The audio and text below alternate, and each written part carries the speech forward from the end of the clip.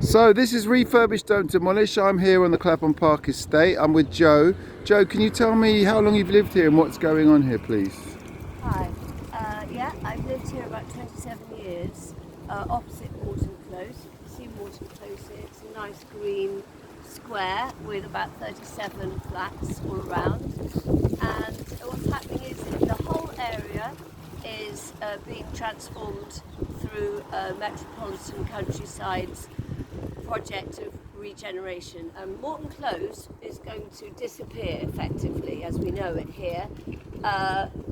Most of the trees will go, maybe one or two in the central alley will remain, and there'll be a doubling of the number of apartments, and they will go up to 6 stories at the front, and it's unclear, but probably about 4 stories at the back, and they will all be for private ownership.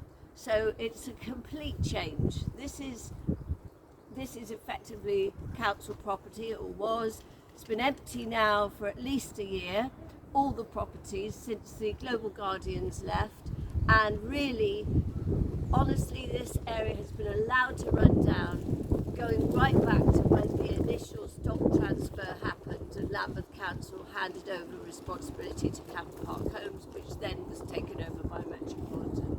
So this green space will go as we see it. And the claims that we have from Metropolitan about the whole area becoming a beautiful global village green park are patently propaganda when you think about the loss of green space in this area. So these are going to be 6-story buildings here. What are they saying about the improvements that they are claiming that are going to happen to the area?